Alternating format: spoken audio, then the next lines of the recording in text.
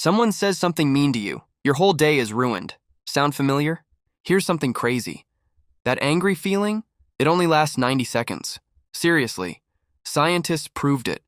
But most of us stay mad for hours. Why? Because we keep replaying it in our heads over and over. Today I'm going to show you how to stop giving people power over your emotions. Let's go. The 90-second rule. Here's how anger actually works in your body. Something pisses you off. Your body releases stress chemicals. Those chemicals naturally leave your system in 90 seconds. That's it. But we keep the anger alive. We replay what they said. We think of comebacks. We tell everyone. And suddenly we're still angry 3 hours later. Someone cuts you off in traffic. Your body reacts when that's the 90 seconds. But then, what an idiot! Did you see that? Now you're mad for the entire drive home. Here's the key. Staying angry is a choice. You can let those chemicals flush out naturally, or you can keep feeding the fire. Nobody controls you. They really know how to push my buttons. But here's the truth. You're not a TV remote. Nobody can push buttons you don't give them. Those buttons are actually old wounds, past hurts. Your coworker makes a sarcastic comment and you explode. Why? Maybe it reminds you of how your parents talked to you. The coworker didn't make you angry. They just showed you where you still need healing. Next time someone pushes your buttons, ask, what is this really about? When you stop blaming others for your feelings, you take your power back. Nobody gets to decide how you feel except you. What anger is hiding? Anger is not the real emotion. Anger is like a bodyguard. It protects your real feelings, hurt, fear, embarrassment. Your partner forgets your birthday and you get mad, but you're not actually angry. You're hurt. Do I not matter to you? When you say, I'm hurt that you forgot instead of yelling, everything changes. The conversation becomes real instead of a fight. Vulnerability heals relationships. Anger just pushes people away. Think about the last time you got really angry. What was underneath? Fear? Hurt? That's what needs to be talked about. The magic pause. Between something happening and you reacting, there's a tiny moment. Most people don't even notice it exists.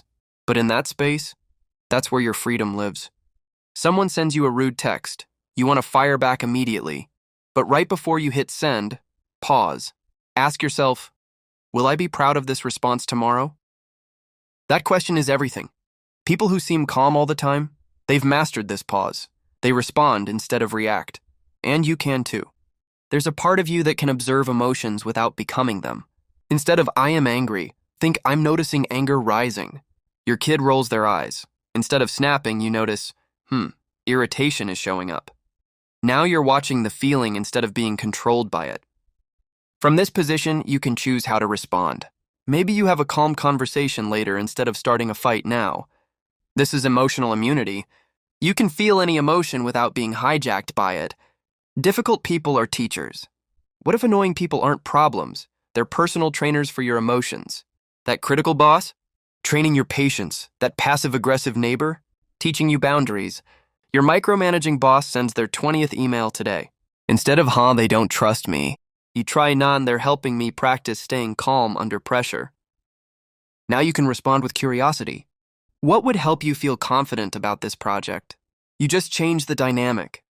When you see difficult people as teachers, you stop being a victim. You become a student, protecting your peace. Boundaries aren't walls. They're gates.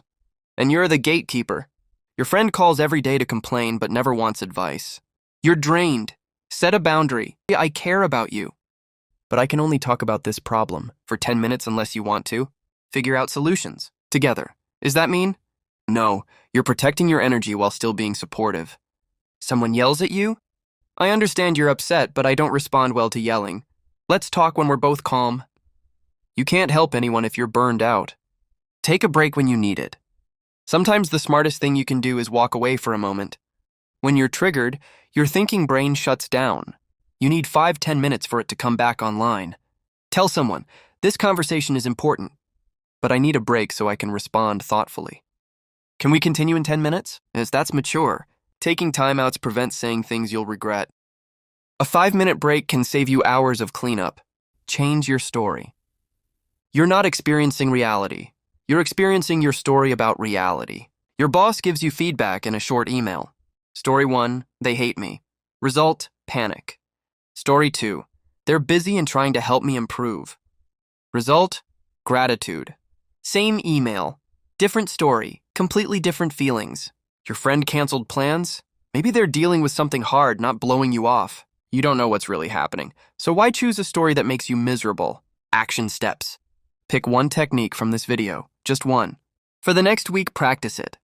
The 90-second rule, the magic pause, watching your emotions. Every time you get triggered, use that technique. By week 2, it'll start becoming automatic. Small changes practiced consistently create massive transformation. The people who never seem bothered, they just practiced these skills until they became habits. Imagine when difficult people no longer control your peace. That person exists, and they're waiting for you to practice these skills. If this helped, hit that like button. Drop a comment telling me which technique you're trying first, and subscribe for more. Remember, nobody gets to decide how you feel except you.